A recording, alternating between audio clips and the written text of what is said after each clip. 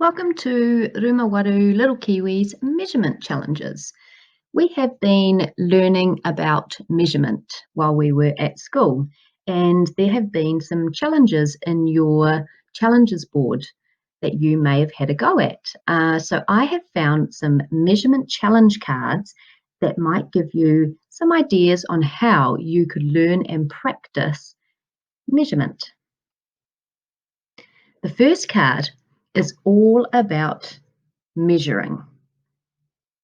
See if you can find a measuring cup and a big bowl, and I want you to have a guess. How many cups of water would you need to fill the bowl right to the top? Have a think, have a guess, write down your answer, and then you can test it out. Another challenge could be to take some really big, gigantic steps across your lounge. Think about how many big, gigantic steps it might take you to get from one side to the other. Write your guess down and then check your answer.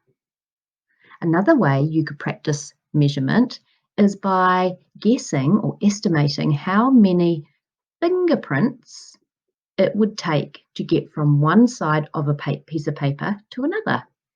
Have a guess, write your estimate down, and then test it out.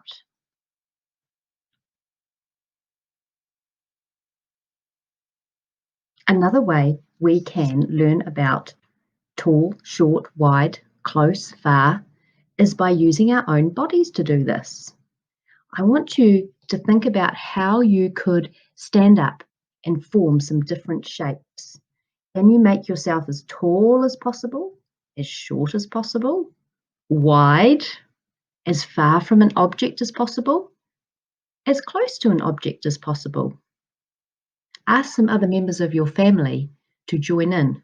Perhaps they could give you directions on how to stand. Kiwi also found this really fun activity to learn about long and short.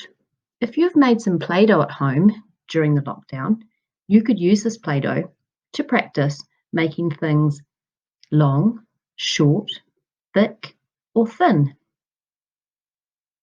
You could make some wiggly worms of different lengths. Talk to your mum or your dad or your siblings about the worms that you made. Are they fat? Are they short? Are they long? Use lots of describing words.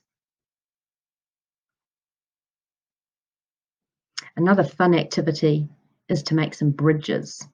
When you're making these bridges, I want you to think about width, how wide the bridge needs to be, and length, how long the bridge needs to be.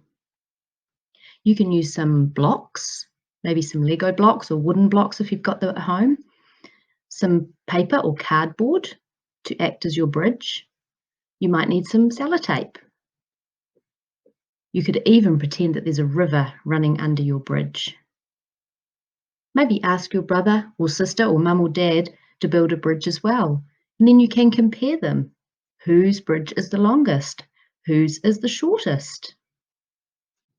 The next activity is one that we have practiced in room 8. This activity is teaching us about measurement and comparing lengths. We all brought in our favourite soft toy from home and we shared them around the room. We all had a look and talked about who we thought had the tallest teddy or the smallest soft toy. And then to test out our theories, we decided to trace around the shape of our soft toy. Once we'd traced around our soft toy, we used our connector blocks or our connecting cubes to put them together to see how tall our teddies were. Once we had established how tall they were, we then had to count how many blocks we'd used and write that number down on our piece of paper. Now, not everyone has these sort of blocks at home, so you could use perhaps some string or some wool to measure the length of your teddy, or you could even use a ruler if you've got a ruler at home. So have lots of fun with this activity. This is a really good one to learn about measurement, tall to short. Have fun with these measurement challenges. See you next time.